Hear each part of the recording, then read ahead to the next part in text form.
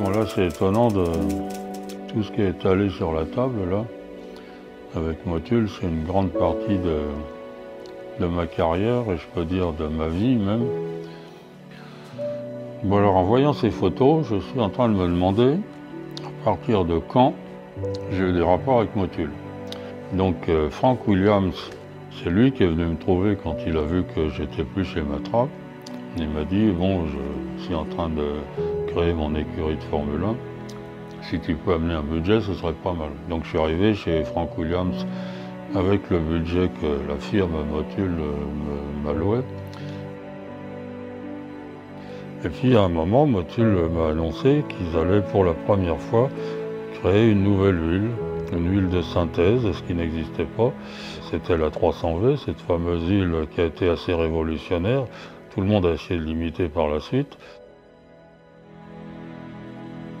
Et on a fait une bonne saison avec une marche Formule 1. Et puis je suis resté même une deuxième année avec Motul chez Frank Williams.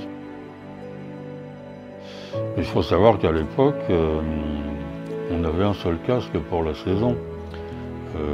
Que ce soit en Formule 2, en Formule 1, si je faisais des rallyes, c'était toujours le même casque que j'avais, mon fameux casque vert. Et sur ce casque, il y avait l'écusson Motul.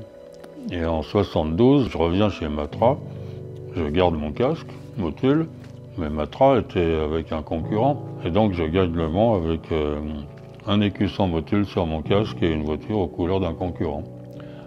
À la fin, on m'a fait mettre un petit écusson juste sur le mot Motul, mais on voit très bien que c'est l'écusson Motul.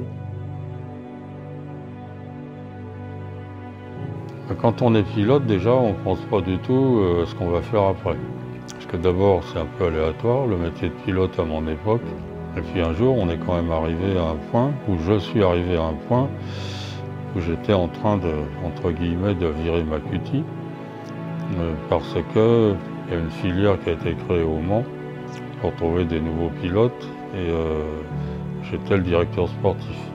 Pendant quelques années, on a formé les nouveaux pilotes français. Au bout de la deuxième année, voyant que je commençais en fait jouer le rôle de team manager dans une écurie, je me suis dit pourquoi pas créer mon écurie. Et donc j'ai créé Pescarolo Sport. Au début, on était plutôt une écurie d'exploitation. C'est-à-dire que j'ai acheté la voiture chez Courage, j'avais monté un moteur Peugeot et on l'exploitait. À partir au bout de 2 ans, il n'y avait pas beaucoup d'avenir dans cette voie. J'ai décidé d'avoir mon propre bureau d'études, de dessiner et de construire une voiture qui est devenue une Pescarolo. Et tout s'est arrêté en 2012, malheureusement, mais ça a été une superbe aventure parce que avec l'aide de Motul et le fait d'avoir des très bons pilotes qui étaient ceux qu'on avait formés auparavant, j'étais sur le point de pouvoir battre Audi ou Peugeot, donc c'était formidable.